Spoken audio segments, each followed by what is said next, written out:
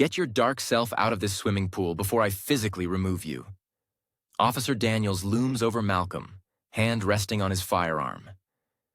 Malcolm remains in the water, motionless. I reside here. Certainly you do. Daniel's boot crushes Malcolm's phone. Glass fragments scatter across the deck, and thieves always utter that.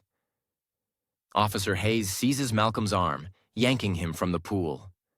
Water streams from his physique as they propel him towards a seat. Take a seat before this escalates. Malcolm's neighbors observe through windows, their phones recording. No one makes a move to offer assistance. This is my property, Malcolm asserts, his voice trembling. Hayes chuckles. Right. A person such as yourself possesses a $4 million residence. He roughly frisks Malcolm, hands probing everywhere, humiliating him. Remain here while we verify your identification, assuming you even possess one. Malcolm sits, dripping wet, surrounded by officers in his own backyard. He has never felt more insignificant.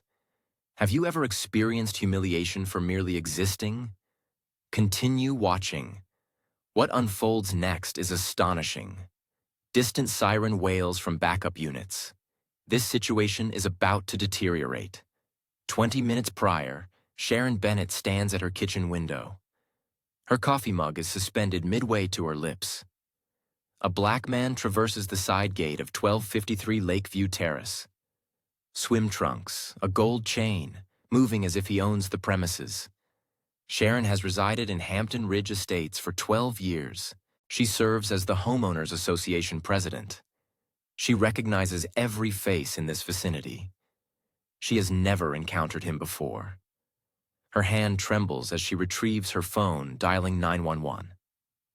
There's a suspicious black male trespassing at 1253 Lakeview Terrace, she whispers, her voice quivering as if reporting a homicide.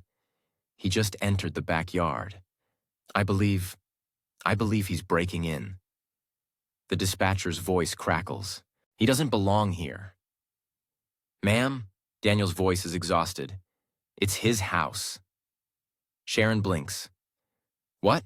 Malcolm Harris. He owns 1253, has for 8 months. That's impossible. I would have known.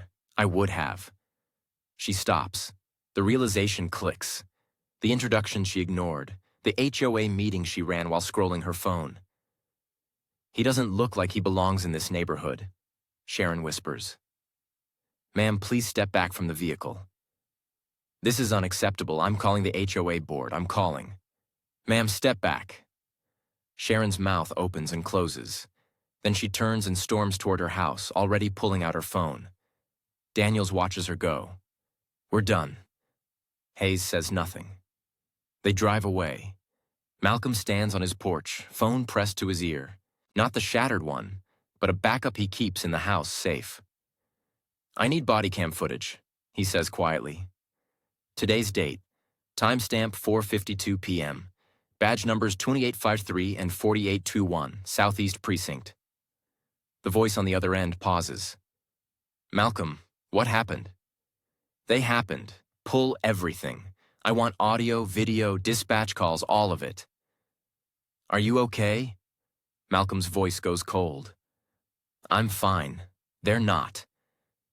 He hangs up, opens his laptop on the patio table, the same table where officers stood 20 minutes ago, questioning his right to exist in his own space. His fingers fly across the keyboard. A private server loads, a dashboard labeled PD Accountability Project. Malcolm has been tracking this precinct for 6 months. Complaint patterns, use of force data, disciplinary outcomes. Now he's adding his own case. The database populates. Daniels has 12 complaints in 5 years. Hayes has 8. Monday morning, 6:48 a.m. Police Chief Ronald Parker sits in his office, coffee steaming, reviewing weekend reports. 30 years on the force, 2 years from retirement, a clean record, a quiet precinct. His email pings.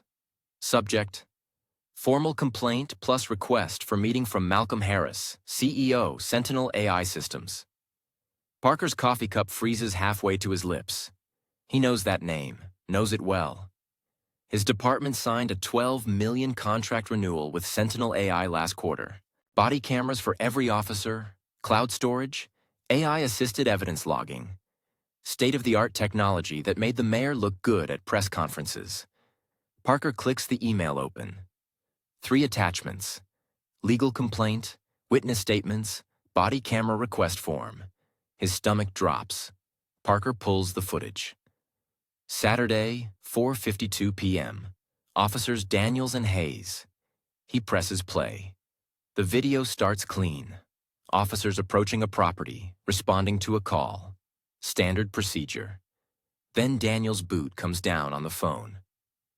Crack. Parker wince. One pending federal review loomed. Daniels shifted uneasily in his seat. Officer Hayes. 2 incidents of illegal searches had occurred. One involved a Hispanic teenager during a traffic stop, while the other concerned a black woman in a grocery store parking lot. Both complaints had been filed, and both internally dismissed. Hayes gazed at his hands. Pattern recognition, Malcolm continued. It's what I do for a living, and your patterns, gentlemen, are unmistakably clear. Parker's voice wavered. Mr. Harris, we are prepared to take immediate action, Chief. Malcolm finally raised his gaze. Allow me to enlighten you on what you don't know about me. The room fell silent, holding its collective breath. Malcolm produced a third document. The Sentinel AI system's letterhead, with the company logo embossed at the top, was clearly visible. I am not merely a resident in your jurisdiction.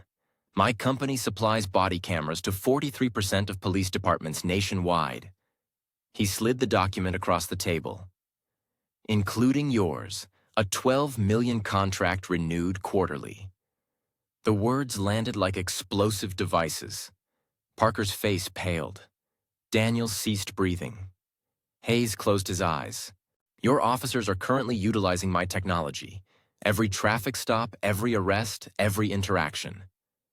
Malcolm's voice remained calm, precise. The cameras you wear, I helped design the software, the cloud storage system, my architecture, the AI that flags excessive force incidents, my algorithms. Angela added, Mr. Harris also serves on the City Council's Police Accountability Board, a confidential oversight role. He reviews use of force data, complaint patterns, and disciplinary outcomes for this entire region. What would you do with this kind of power? A comment suggested. Expose them publicly or handle it quietly? Malcolm leaned forward, his voice never rising, yet the gravity of his words weighed heavily on the room. I've been monitoring your department for 6 months, Chief.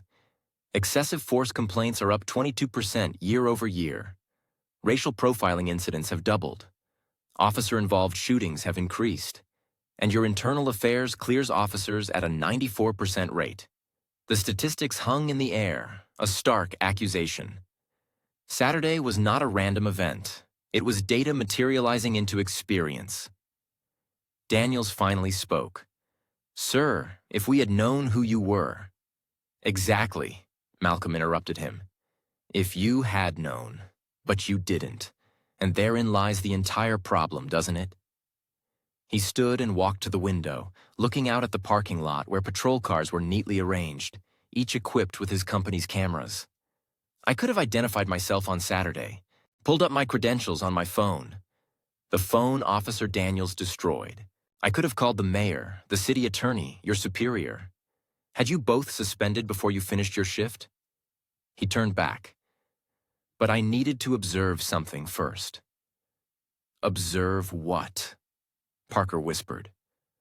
How you would treat a black man who lacked power, who couldn't retain a lawyer, who couldn't defend himself. Malcolm's eyes were icy.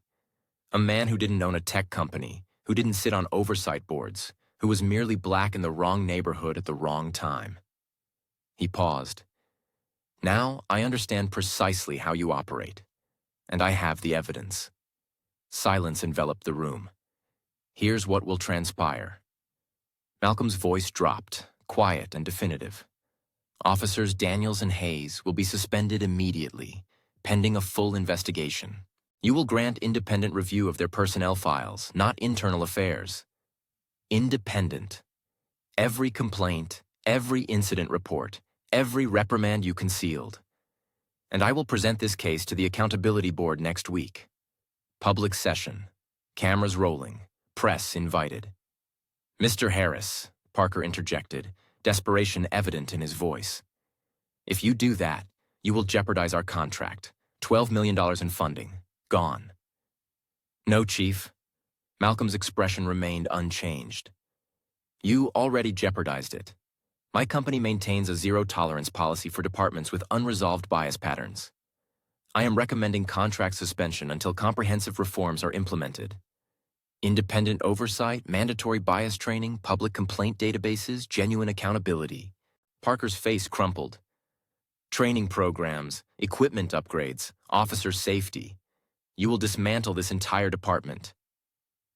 You dismantled your own department when you allowed officers like these to operate unchecked for years. Daniels slammed his hand on the table.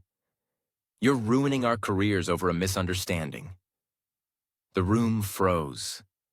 Malcolm walked back to the table, leaned down, and met Daniels' gaze directly. You ruined your own career the moment you assumed I didn't belong. His voice barely rose above a whisper. I'm just ensuring you face the consequences. He straightened, picked up his briefcase. My office will dispatch the official complaint filing by day's end. Angela will manage all further communication. Malcolm walked to the door, paused, and turned back. Oh, and Sharon Bennett. Parker looked up, perplexed. We will address her separately. Malcolm exited, leaving 3 men staring at folders that marked the end of their careers. 1 week later, the press release detonated like a bomb. Sentinel AI Systems suspends contract with Atlanta Southeast Precinct pending reform implementation. The statement was clinical, professional, and devastating. Sentinel AI Systems maintains a zero-tolerance policy regarding law enforcement agencies with documented patterns of bias and constitutional violations. Following a comprehensive review of complaint data and a personal incident involving CEO Malcolm Harris, we are suspending our $12 million annual contract effective immediately. Reinstatement will be considered only after independent oversight reforms are implemented and verified. CNN picked it up within an hour. NBC broadcast it as breaking news at noon. By 3 p.m., it was the leading story on every major network. The video footage spread across social media like wildfire. Someone, likely the teenager from the second-story window, uploaded shaky phone footage to Twitter. Malcolm in the patrol car, water still dripping from his body, 4 officers surrounding him, Sharon Bennett shouting from the fence. Within 6 hours, it racked up 2 million views. Within 12 hours, it was trending nationwide. Justice for Malcolm exploding across every platform. More footage surfaced. A neighbor's Ring camera captured Daniels stepping on the phone. Audio from another vantage point captured Hayes' comment, perfectly clear. The internet did what it does best. Amplified injustice until it became impossible to ignore. Comment sections filled with similar narratives. Black homeowners detained in their own driveways. Hispanic families questioned at their children's schools. Asian Americans followed through stores they owned.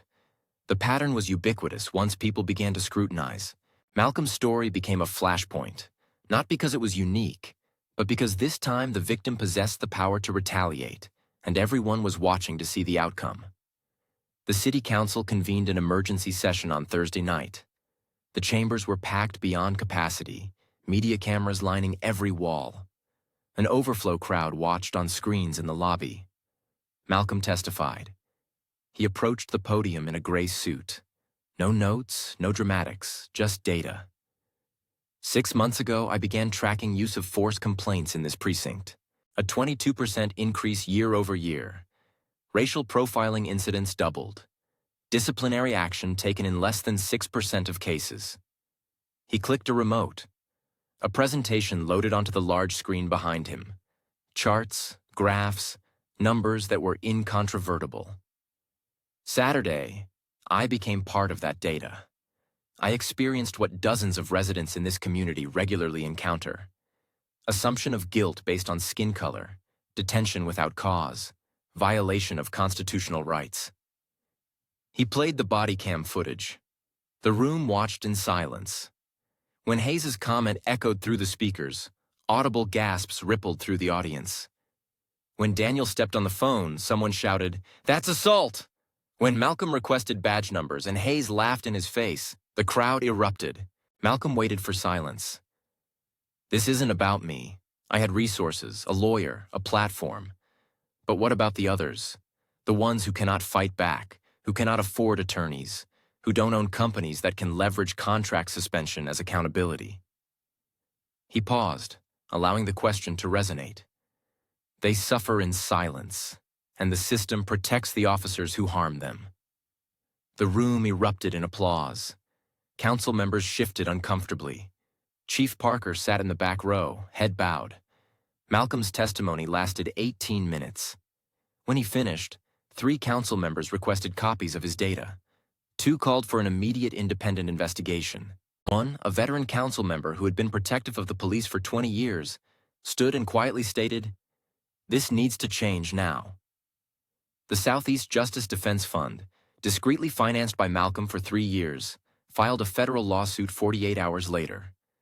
A pattern and practice investigation, civil rights violations, systemic bias. They were not just targeting Daniels and Hayes. They were targeting the entire department's culture. Angela Reeves appeared on CNN that night. "This isn't about one man's experience," she told the anchor. "Malcolm Harris's story is important because he had the resources to document it, to fight back, to demand accountability. But he's one of hundreds. We're seeking a federal consent decree requiring this department to implement comprehensive reforms under DOJ oversight."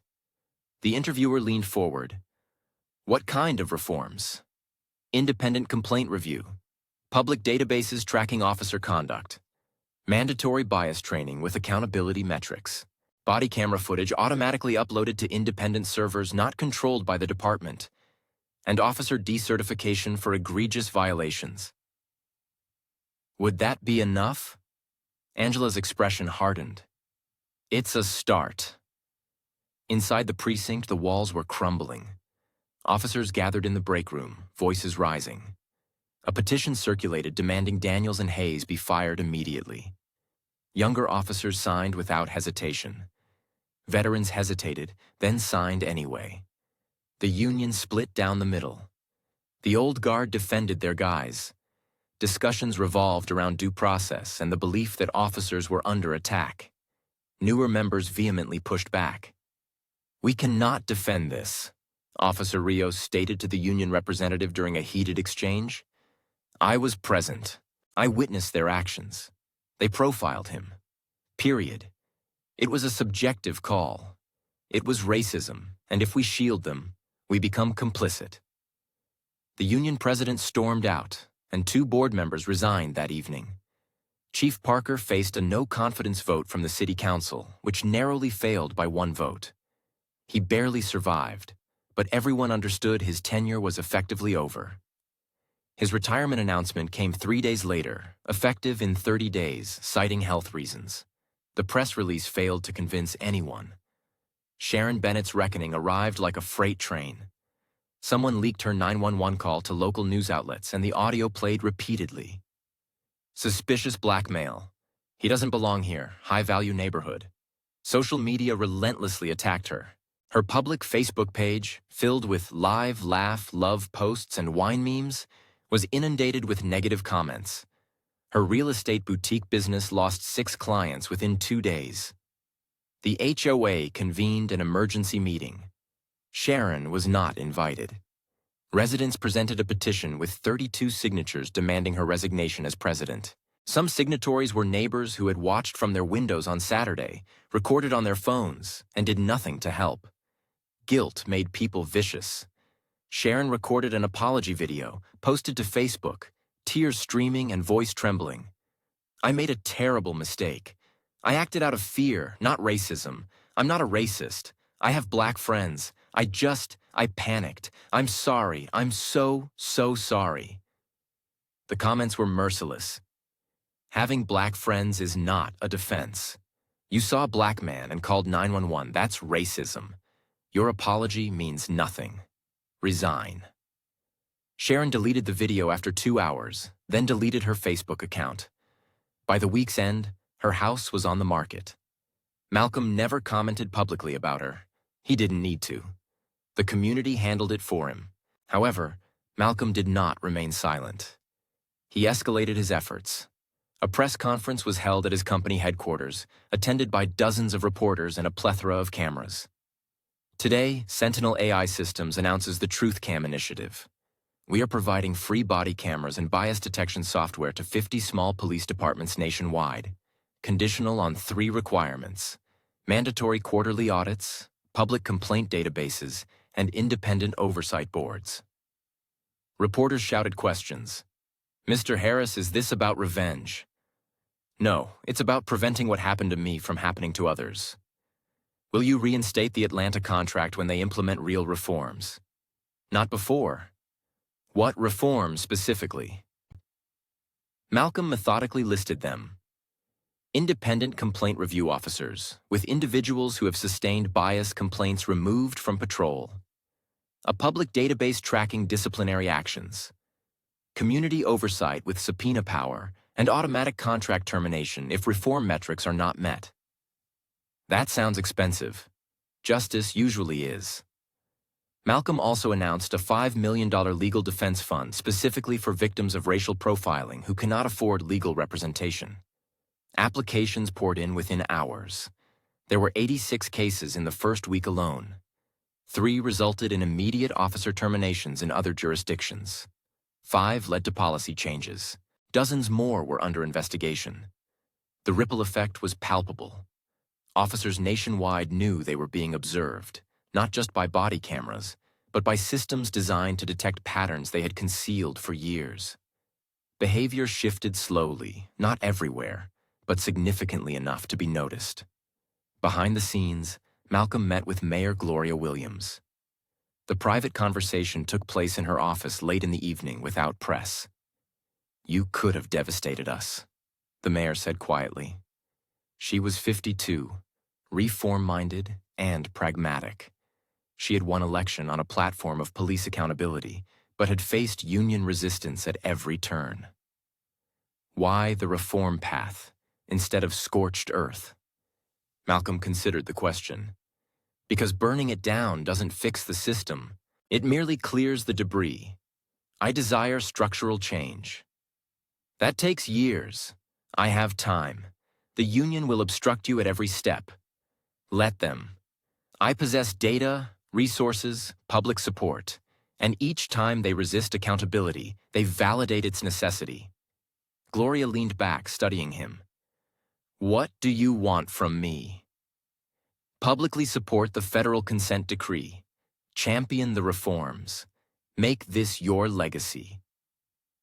That will be politically costly for me, perhaps. Or it could establish you as the mayor who finally held the police accountable. It depends on how you frame it. She was silent for a long moment, then nodded. You will have my support. Malcolm stood and shook her hand. Then we have a deal. His company stock rose 18% over 2 weeks. Investors appreciated the PR, the moral clarity, and the fact that their CEO was not backing down. Malcolm donated every penny of his personal gains, $3, $2 million, to civil rights organizations, the NAACP, ACLU, and local justice advocacy groups. He did not announce it publicly, but someone leaked it anyway. Support for him grew louder. 2 months later, the disciplinary hearing commenced, with everyone watching. The hearing room was packed beyond capacity. City council chambers had been transformed into a courtroom. Media cameras lined the walls. Malcolm sat in the front row, silent, observing. The disciplinary board filed in, consisting of 5 members, with Judge Patricia Moore presiding. Officer Daniels took the stand first, in full dress uniform with 15 years of gleaming medals. His lawyer, Tom Bradford, stood beside him. My client responded to a legitimate 911 call. He followed protocol. Judge Moore interrupted him. We have reviewed the footage. Proceed to questioning. Angela Reeves approached the stand. Officer Daniels, did you check property records before detaining Mr. Harris? Daniels shifted. No, ma'am. We were responding to an active. Yes or no only? No. Did you have probable cause to detain him? The 911 call indicated suspicious activity. Did you observe criminal activity? Any evidence? A long silence. No, ma'am. Yet you detained him, searched his phone without a warrant, and deliberately stepped on it. Why? Daniels swallowed. Heat of the moment. Officer safety. Angela clicked a remote. Body cam footage filled the screen. Daniel's boot coming down, glass shattering, the deliberate grind. Malcolm sat calmly, hands visible, not resisting. Does that look like safety or destruction of property? No answer. Angela fast-forwarded. Hayes's voice filled the room. Tech. What? Selling PlayStations out of a van. Laughter from multiple officers was audible. The audience murmured. Board members took notes. That's racial mockery, isn't it? I didn't say that. But you laughed. You participated while your partner mocked a citizen. Angela dropped a thick file on the stand. The sound echoed. 3 excessive force complaints, 2 black suspects, 1 Latino. All settled quietly. Pattern clear. Bradford objected. Judge Moore overruled. Can you provide a description? Black, approximately 40, wearing... Sharon pauses. He appears out of place. This is a high-value neighborhood. Please hurry. The call is logged as a potential burglary in progress. Officers Daniels and Hayes respond. Daniels is 38, with 15 years on the force. 3 complaints for excessive use of force are buried in his file. Hayes is 29, 4 years in, eager to prove himself. They extinguish their lights 2 blocks away. They park silently. High-value neighborhood, Hayes murmurs, his hand hovering near his weapon. Could be armed. Daniels nods. They approach on foot, scrutinizing the property. Everything about 1253 exudes wealth. Manicured lawn, luxury vehicles in the driveway, architectural design costing more than most individuals earn in a decade. Then they spot him. Malcolm, poolside, gold chain glistening, expensive sunglasses, music emanating from speakers that likely cost $3,000. Daniels and Hayes exchange a glance. Doesn't quite fit, Daniels mutters. They do not knock, nor do they announce themselves. They simply push through the side gate without a warrant, without permission, and step onto the pool deck. Marble tiles, an outdoor kitchen, a smart home system. Everything pristine, elegant, expensive. Malcolm has not yet noticed them. His back is turned, eyes closed, floating as if he hasn't a care in the world, as if he belongs there. Daniel's hand moves to his belt. Hayes' jaw clenches. In their minds, the equation doesn't add up. Black man, white neighborhood, expensive property. Something is amiss here. Daniel's body cam blinks red, recording everything, but he has no idea who designed it. Malcolm turns slowly. You saw a black man in an expensive neighborhood and assumed criminality without any evidence. Daniel's jaw clenched. I was doing my job the way I was trained. No, you were projecting bias onto an innocent man. Officer Hayes testified next, younger and visibly shaking. His defense crumbled within minutes. You made derogatory comments on body cam, selling PlayStations out of a van. Explain. Hayes stammered. It was a joke between partners. I didn't mean anything racial. You didn't mean to invoke stereotypes about black professionals. It came out wrong. If you had known Mr. Harris was a tech CEO worth hundreds of millions, would you have treated him differently? A fatal pause. If we'd known who he was... Stop. Angela's voice cut sharp. You just admitted it. It's acceptable to harass citizens unless they're powerful enough to fight back. Hayes went pale. That's not what I meant. That's exactly what you said on record. Angela presented his file. 2 unlawful searches, both minorities, both dismissed internally. Your department protected you, enabled this behavior. You continued because you faced 0 consequences. Hayes stared down, silent. The board deliberated for 90 minutes. Judge Moore returned and read without emotion. Officer Daniels, based on body cam evidence, complaint history, and pattern of conduct, you engaged in racial profiling, unlawful search, destruction of property, and abuse of authority under color of law. She paused. You are terminated effective immediately. We recommend state law enforcement decertification. You will not serve as a police officer in this state again. Daniel's face crumbled. His lawyer grabbed his shoulder. 15 years gone in seconds. Officer Hayes, you participated in unlawful detention and racial misconduct. However, your shorter record warrants different action. Hayes looked up desperately. Suspended without pay, 12 months. Mandatory bias training, psychological evaluation. Reinstatement will be probationary, contingent on a spotless record. Hayes exhaled shakily, relief mixed with deep shame. Outside the chambers, reporters swarmed Malcolm. Microphones were everywhere, cameras flashing. He stopped and gave one statement. This isn't about revenge. It never was. It's about accountability. Officers who abuse their authority and violate citizens' rights shouldn't wear the badge. Period. Mr. Harris, do you feel vindicated? Malcolm considered. I feel justice was served today, finally. What's next for you? We keep going, one department at a time, one reform at a time, until the system actually changes.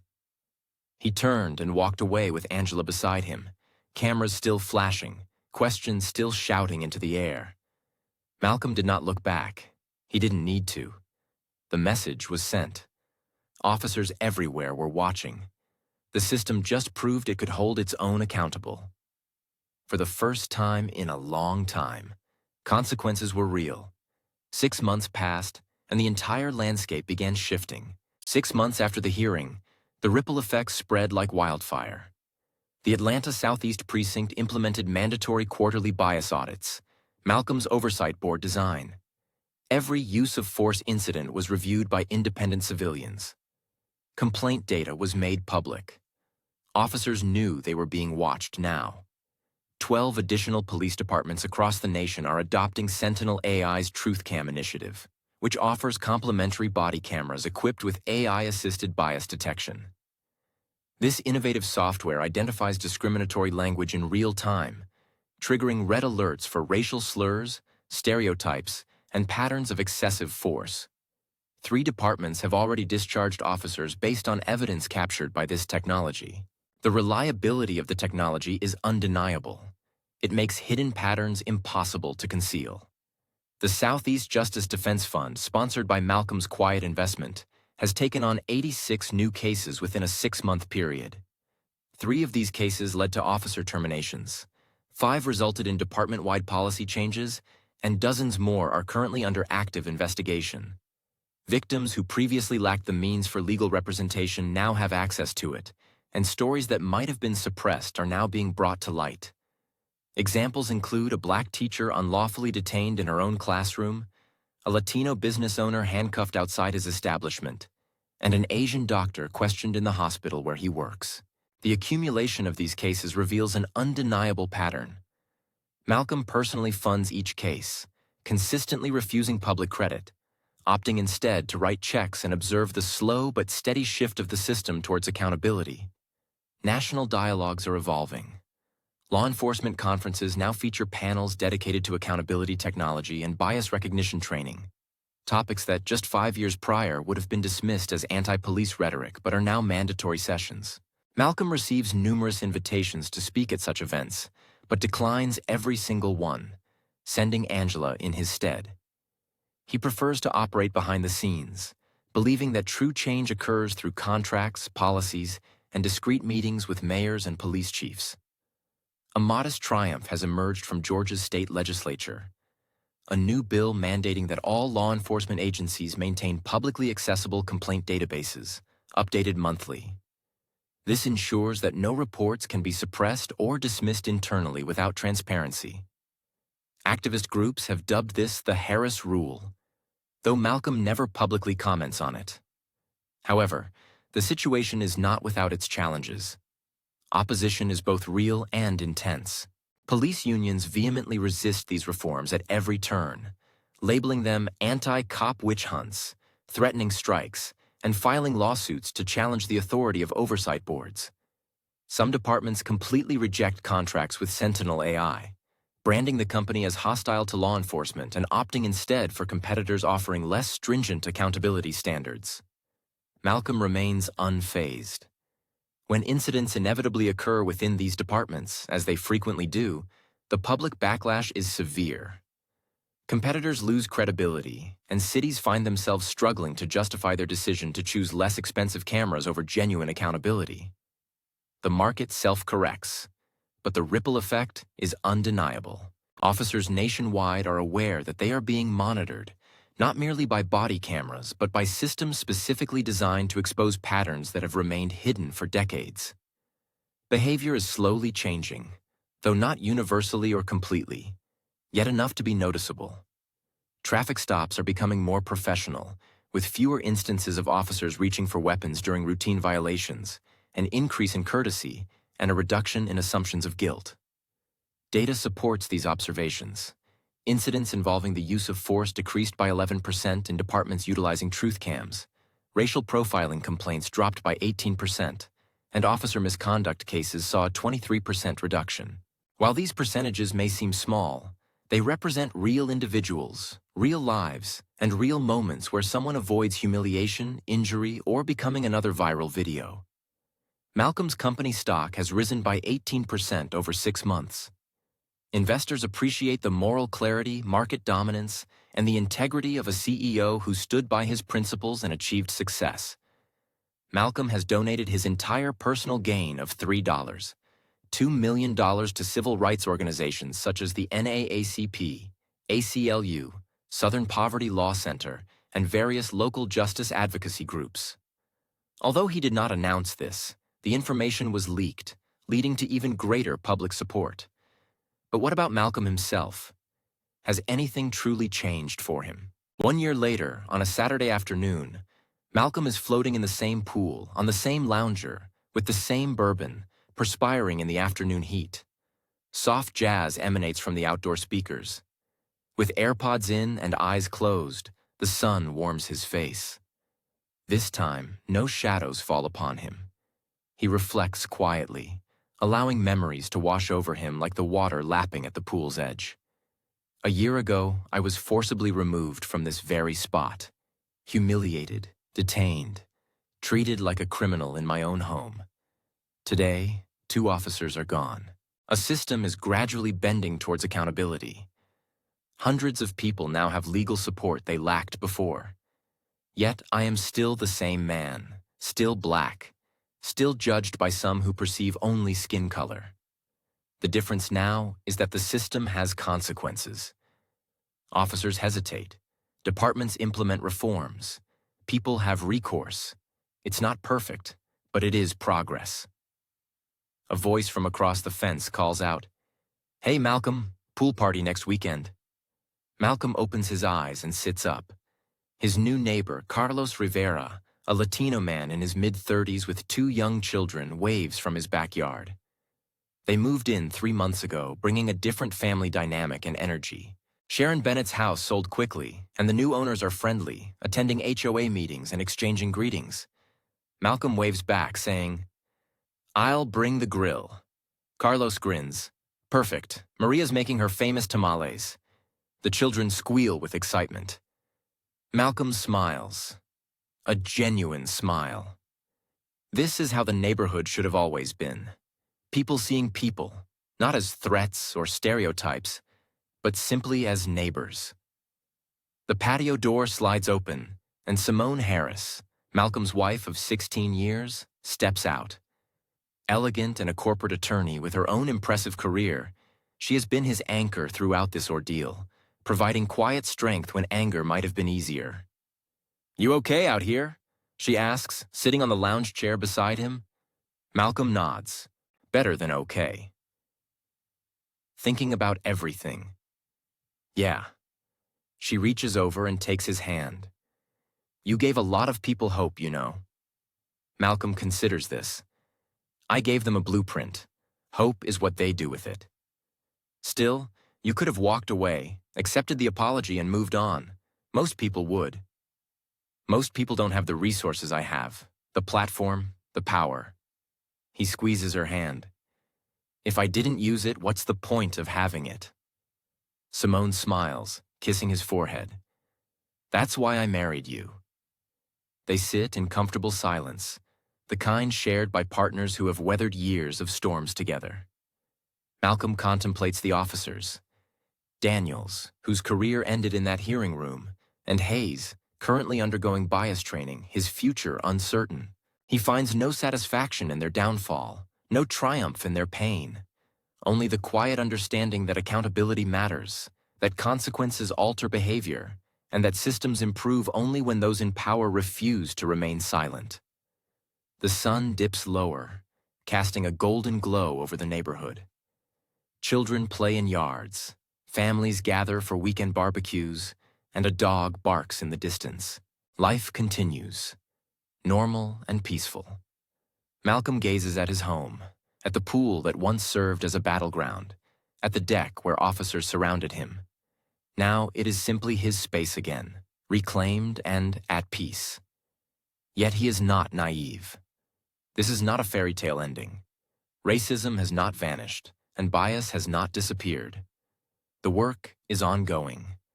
Other Malcolms exist. Other families face harassment. Other communities require advocates. The struggle persists. But now there is momentum. Now there is precedent. Now there is proof that accountability is achievable. Malcolm closes his eyes again, allowing the sun to warm his face. He reflects on everything that has changed, everything that has not, and everything that still needs to be done. He feels something he did not feel a year ago. Freedom. Not because they can no longer reach him. They couldn't genuinely reach him even then. His wealth protected him even when his skin color did not. But because he fought back, because he won, because he built something enduring. They tried to diminish me, he thinks. Instead, I forced the system to confront itself. This is not revenge. It is a revolution, quiet, strategic, and permanent. He opens his eyes, looks at Simone, at the neighborhood, at the life he has built, and understands a fundamental truth. Power wielded in silence speaks louder than rage, and justice delayed is never justice forgotten. Malcolm's story is not unique. That is the most difficult truth to accept. What transpired in his backyard, the assumptions, the humiliation, the violation of rights, occurs daily across this country to individuals who do not own tech companies, who do not have lawyers on speed dial, who lack the resources to fight back. Malcolm's story matters because he possessed the means to fight. He had the power to demand accountability, and he transformed his personal trauma into systemic change. But how many others suffer in silence? How many Black homeowners are questioned in their own driveways? How many Latino families are shadowed through stores where they have shopped for years? How many Asian Americans are accused of not belonging in spaces they have earned the right to occupy? These stories matter. Sharing them matters. Holding systems accountable matters. Should officers who abuse their authority face permanent bans from law enforcement? Let us know in the comments below. And if you believe in real accountability, hit that subscribe button for more justice stories like this one. Consider the pattern. A professional detained for appearing suspicious. A business owner questioned outside their own establishment. A doctor stopped in the hospital where they work. A teacher handcuffed in their own classroom. The common thread is skin color, the assumption that certain individuals do not belong in certain spaces. Malcolm spectacularly disproved that assumption. But he should not have had to.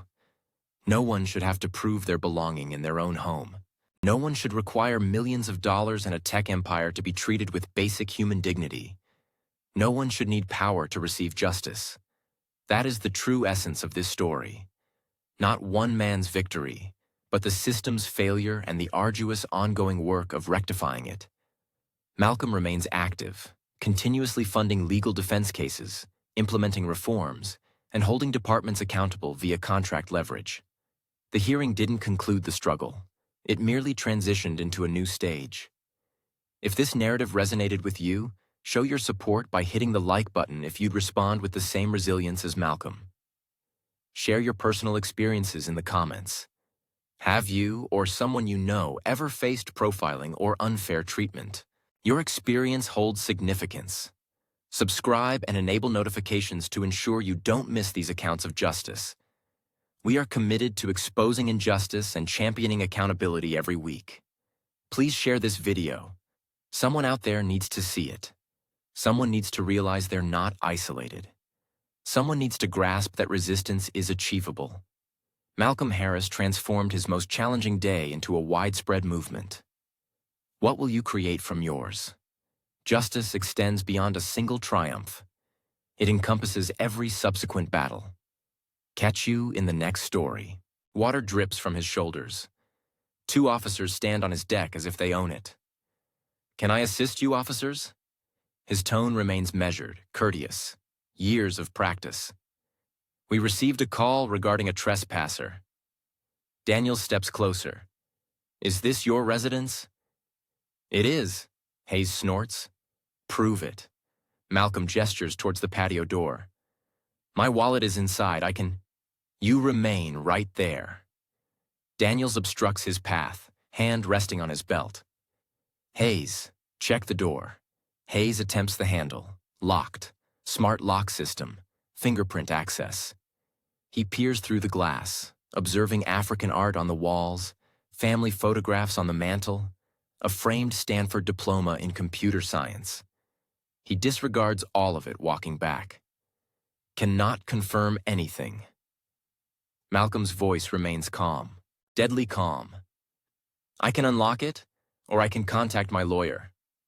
Amusing. Daniels encroaches on Malcolm's personal space. You don't appear to reside here? The words land like a blow. Malcolm's jaw tightens, the first crack in his composure. What is that supposed to signify? High-value area. We are merely performing our duty. Your duty is to safeguard citizens. Malcolm's voice lowers. I am a citizen. Now I will present my identification, but I desire your badge numbers first. Hayes laughs, a sharp, mocking sound. You're making demands. Sit down. I do not need to sit. This is my property. Sit down. Daniel's hand moves towards his weapon. The threat hangs in the air. Malcolm gazes at both of them, observing their faces, the certainty in their eyes. They have already decided who he is, what he is. Guilty until proven innocent. He sits on the pool's edge, water still dripping down his back. His mind races, not with fear, but with something else. Strategy, calculation, let them speak, let them act. Every second is evidence. Badge number seared into his memory. Daniels 2853.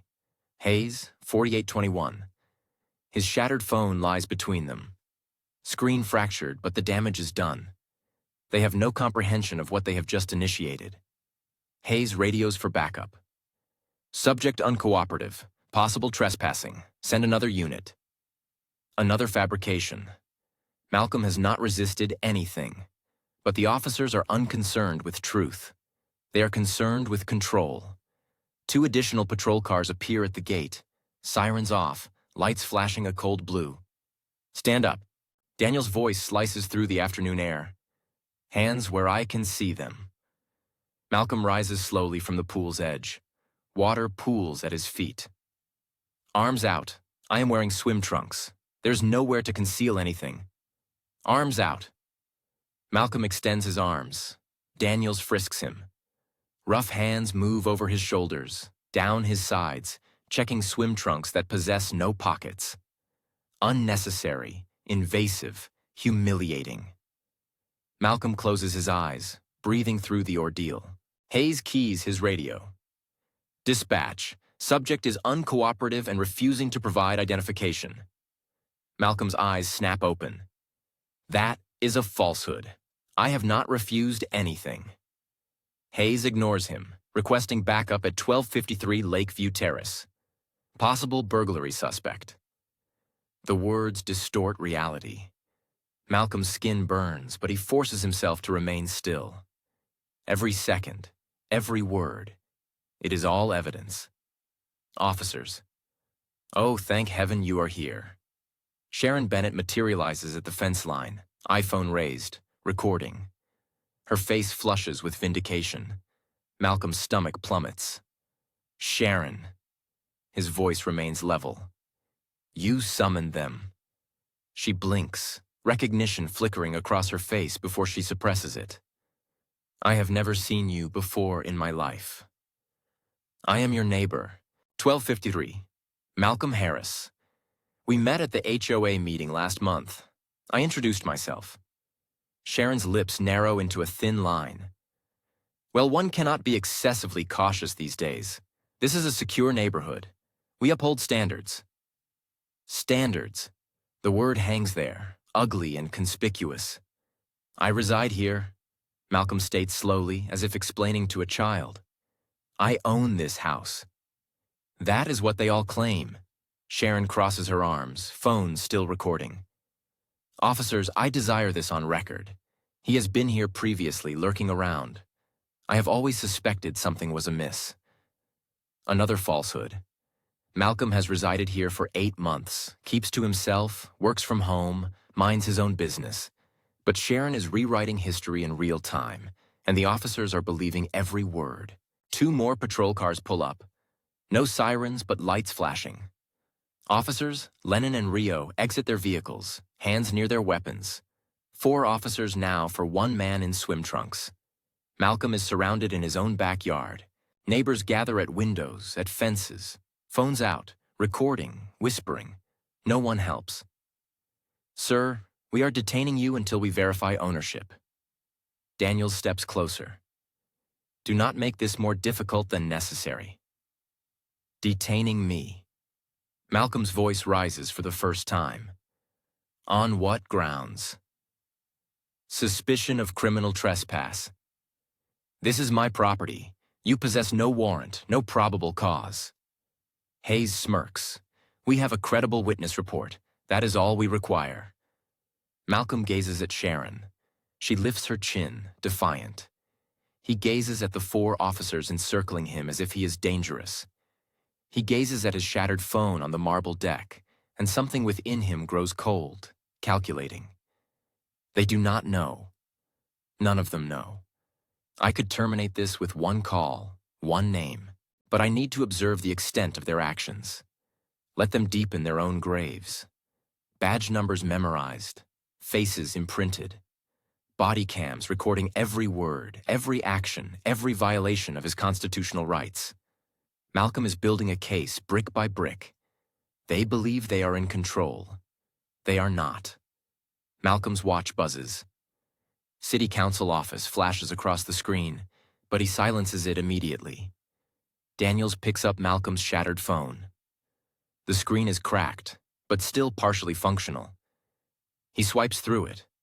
No permission, no warrant, entirely illegal. What is all this? Daniels holds it up. Encrypted apps. Business contacts labeled with initials only. Is this a burner phone? Are you dealing something? Malcolm's voice remains flat. Work phone. I am in tech. Hayes laughs loudly, mockingly. Tech, what? Selling PlayStations from a van. The other officers chuckle. Lennon grins. Even Rios cracks a smile. Malcolm does not react, does not flinch, simply adds it to his mental file. Hayes, badge 4821, unlawful search, racial mockery. 3 witnesses, every violation cataloged, every word recorded by their own body cameras. They are constructing his case for him. Officer Rios, younger, less certain, steps closer to Daniels, whispers, Should we check the property records? The house number on the mailbox corresponds to what he is stating. Daniels waves him off. After we verify his ID, ensure he is not wanted, but if he owns, I said after. Rios backs off. Daniels grabs Malcolm's arm.